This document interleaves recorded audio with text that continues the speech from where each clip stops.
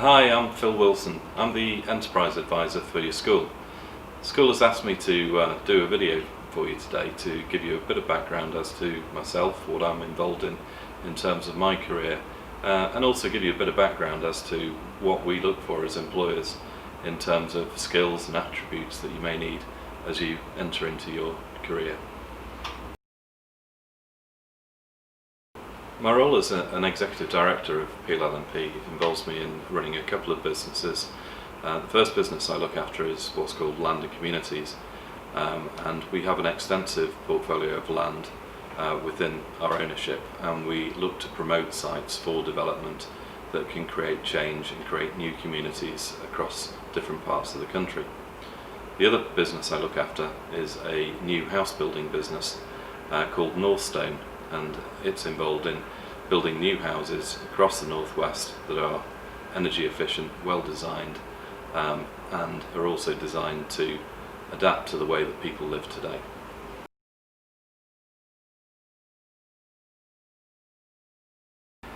So when I was at school, I wanted to become a vet, but quite clearly I'm not a vet, and sometimes you look at the subjects that you're strong in, and also consider the different options that are available to you.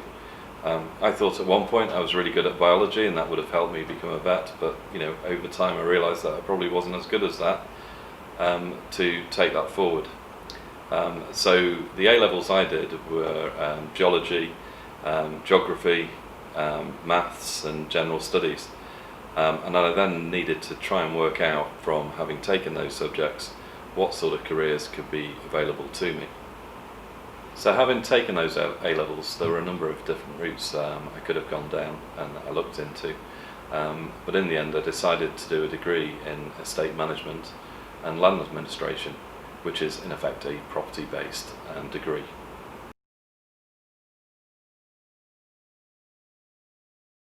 I studied for my degree in London and did a year at university, after which I was really struggling and I didn't quite understand what I was learning, and then I decided that I needed to get some greater practical experience.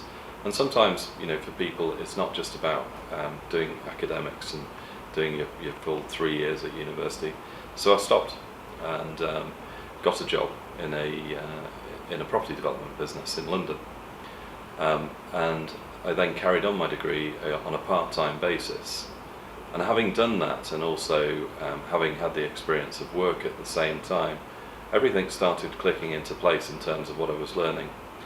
So as a result of that, and probably taking a slightly longer term to get my degree, I did come out with a first in the subject that I studied in, and I thought that was really helpful to me.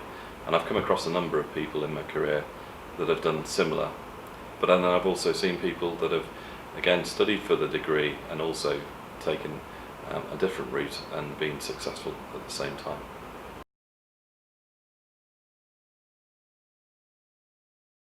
It was quite a difficult one, but I was very fortunate, and sometimes luck can be on your side, and next door to the university was the property development company that I went to work for, and it was a bit of boldness. It was a knock on the door and saying, were there any opportunities to join that company, and explaining to them that I was doing this degree, I wasn't really understanding what I was learning, but I was wanting to try and do something in that world of work, and they listened to me and they understood and took me on as a management trainee.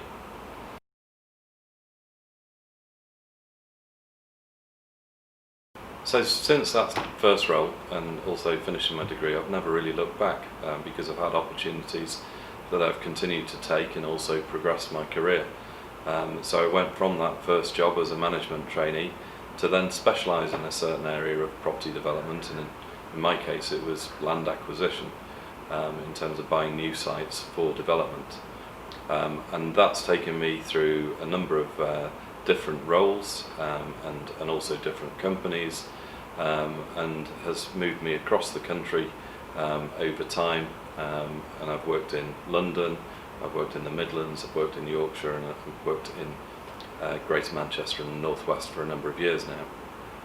It's been a really interesting journey, and it's taken me from that management trainee to what is a very senior role now, where I'm having to run businesses and run teams of people. But it's been really enjoyable doing it all the way through, and I think having an ambition and a desire to make change is a key, really, in terms of trying to move yourself forward in your career journey.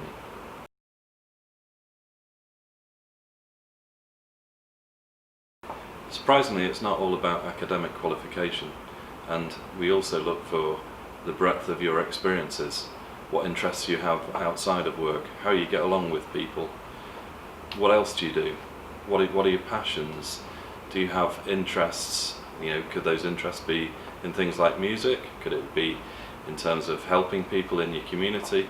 They're all important things, and they all make you the person that you are.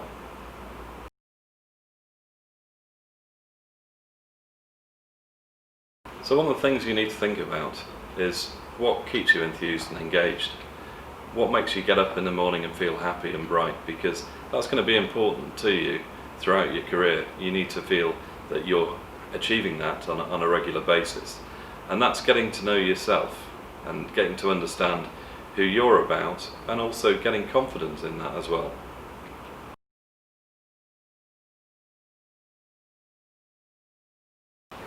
I've got a great team here. I have a number of people that work for me, and every one of them is different. Every one of them has different attributes as to how they engage with others, how they deal with their work.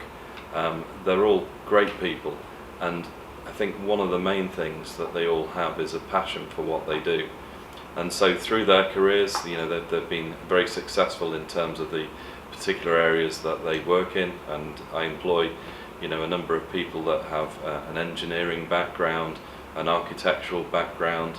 I have some that are town planners, I have others that are secretaries, plus other administration staff, but they all undoubtedly have a real passion for what they do, and they put an effort into creating and developing the relationships that they have with others.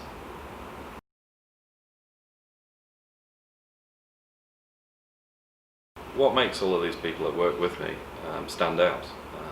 Overall, if I was to put it into 3 words, it would be confidence, personality, and the knowledge that they bring to their role.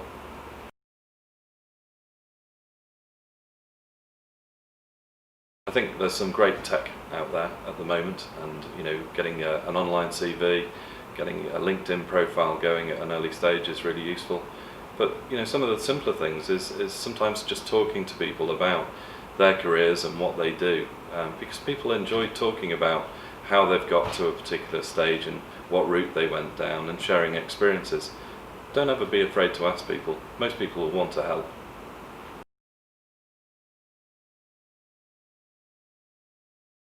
Really difficult one, but I'd sort of say one of the things that you need to consider is getting confidence in yourself, believing in who you are and what you're capable of doing. I hope what you've heard from me today has been useful, and if any of you want any further advice, or to get more detail on what sort of things I get involved in, or just ask me various questions, please do so. That's what I'm here to do, and that's how I'm here to help your school.